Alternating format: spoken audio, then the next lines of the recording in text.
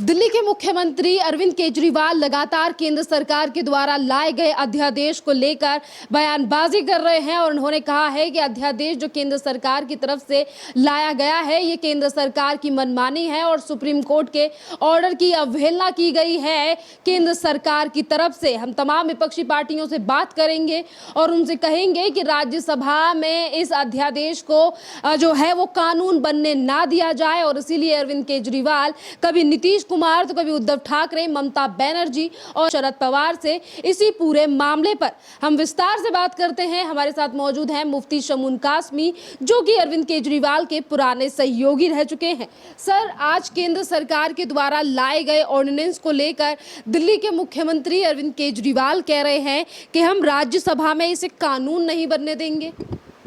नहीं, अरविंद केजरीवाल अपने में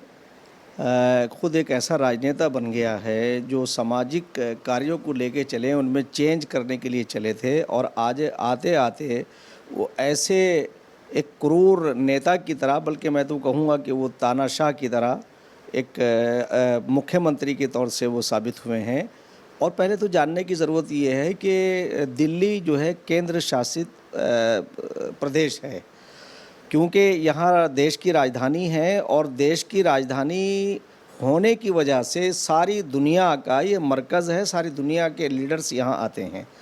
अगर एक आदर्श पार्टी का रहते हुए और आदर्श विचारधारा और मानसिकता के तौर से अगर आदमी यहाँ एडमिनिस्ट्रेटर की तरह रहेगा तो उसका नुकसान होगा और हमारी छवि जो है वो पूरे विश्व के अंदर वो उसी तरह की जाएगी जैसे यहाँ का नेता होगा। तो इसलिए गवर्नमेंट ऑफ इंडिया ने, भारत सरकार ने ये बहुत अच्छा कदम उठाया है। इसमें सुप्रीम कोर्ट की अवहेलना नहीं है, बल्कि सुप्रीम कोर्ट को तो जो कानून बना कर के, जो पार्लियामेंट कानून बना के देती है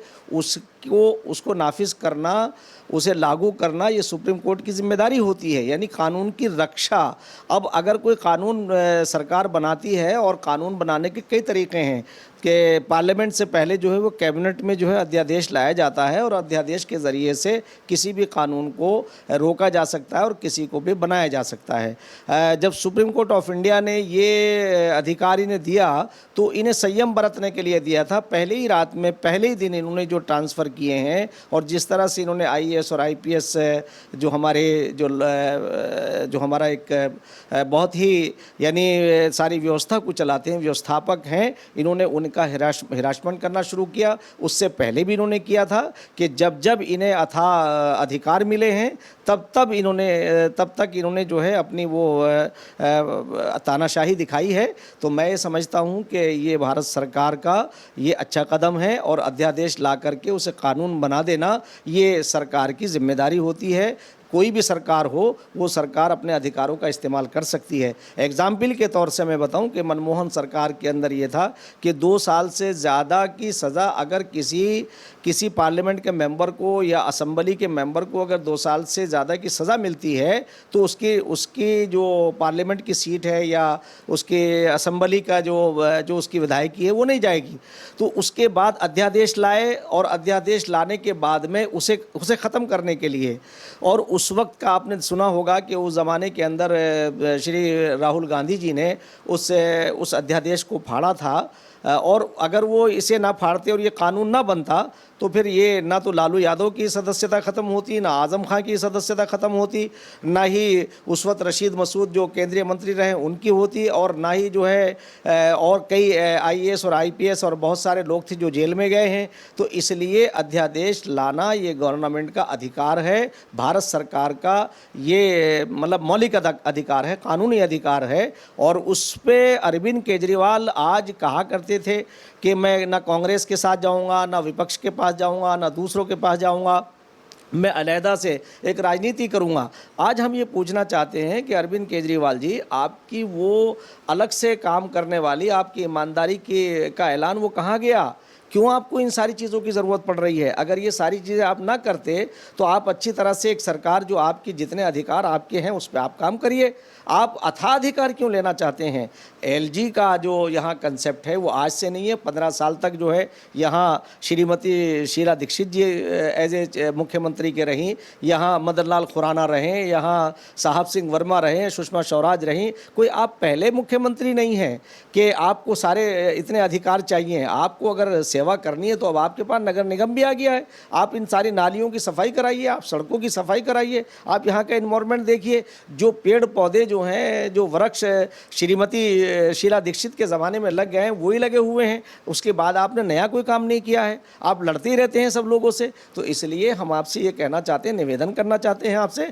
कि आप काम करिए, ना कि आप इमोशनल कार्ड मत खेलिए। बल्कि मैं आपको एक और बात बताऊं कि अरविंद केजरीवाल की जो अपनी इनकी जो शैली है वो ये है कि इतने आदमी को तुम टारगेट, इतने बड़े आदमी को टारगेट करो कि ताकि तुम उसके बराबर में आके बैठ जाओ। भला मोदी जी को कहाँ फुर्सत है कि आज हमारे देश के प्रधानमंत्री अभी जब गए हैं तो पूरा विजिट करके आए हैं, वो अलग अलग मुल्कों में गए, अलग अलग कंट्रीज़ के अंदर गए, जिस तरह से पूरे देश का सम्मान हुआ है और देश को जो इज्जत मिली है। आप मोदी जी को, प्रधानमंत्री को टारगेट कर रहे हैं, आप उनकी कैबिनेट को टारगेट कर रहे हैं।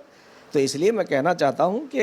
अध्यादेश लाना सरकार के अधिकार क्षेत्र में आता है और आपको उसका पालन करना ये आपके कर्तव्य में है। सर, इसी के साथ एक तरफ अध्यादेश को कानून में ना बदलने को लेकर अरविंद केजरीवाल लगातार विपक्षी पार्टियों से मीटिंग कर रहे हैं और इसी बीच 5 से ज़्यादा IAS IRS अधिकारियों ने भी उपराज्यपाल से शिकायत की कि जब सुप्रीम कोर्ट का ऑर्डर आया था कि अब दिल्ली की सरकार जो है अब वो पोस्टिंग से लेकर तमाम चीज़ें देखेगी, तो उसी बीच किस तरीके से दिल्ली की सरकार के मंत्रियों की तरफ से उन अधिकारियों को डराया गया, धमकाया गया, उनको प्रताड़ित किया गया। अब ये भी खबरें सामने आ रही हैं। हाँ, यही तो है ना कि जब अधिकार की खबर इनके पास आई तो इन्होंने पहले ही दिन, उसी दिन ऐलान किया कि अब सब होशियार हो जाएं और उसी दिन रात में IAS और IRS और जितने जो एक क्लास जो अधिकारी थे उन सब के इन्होंने बड़े पैमाने पर ट्रांसफ़र किए, बड़े पैमाने के ऊपर इन्होंने पोस्टिंग की। और ये पोस्टिंग और ट्रांसफ़र यही तो है कि आप प्रताड़ित करेंगे तो वो उसमें आपको जो है वो पैसा लेंगे, आप करप्शन करेंगे, आप इसी से करप्शन की इब्तदा होती है और आप करप्शन के ख़िलाफ़ काम करने के लिए आए थे। अगर आप काम करने वाले हैं तो आपको LG साहब का इतना ही तो रोल है कि आप वहाँ फाइल अगर वो उचित समझेंगे तो उसे आगे बढ़ाएंगे, क्योंकि LG जो है वो सरकार का एक तरह से संरक्षक होता है, संविधान का संरक्षक होता है और उन्हें जो है अधिकारियों का संरक्षक भी उनके अधिकार क्षेत्र में आता है। कहीं आप अपने अधिकारों का ज़्यादा इस्तेमाल तो नहीं कर रहे हैं। तो इसलिए मैं समझता हूँ कि LG का इसके अंदर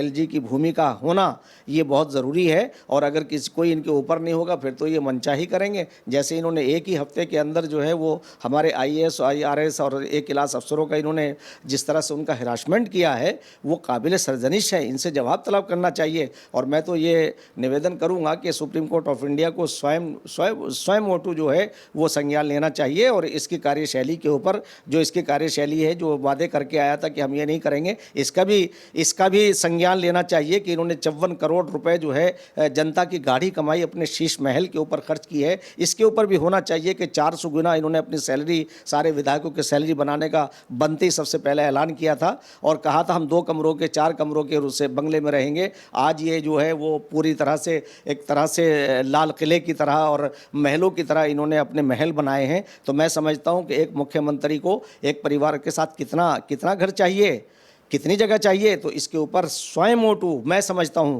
कि सुप्रीम कोर्ट ऑफ इंडिया को इसके सर्जनिश करनी चाहिए और गवर्नमेंट ऑफ इंडिया को, गृह मंत्रालय को और प्रधानमंत्री को और राष्ट्रपति को इनकी निगरानी करनी चाहिए। देखना चाहिए कि कहीं हमारे पैसे का, जनता की गाढ़ी कमाई का मिसयूज तो नहीं हो रहा। जो हमारी एजुकेशन पे खर्च होना चाहिए, जो गरीब बच्चों के लालन और पालन पे खर्च होना चाहिए, वो इनके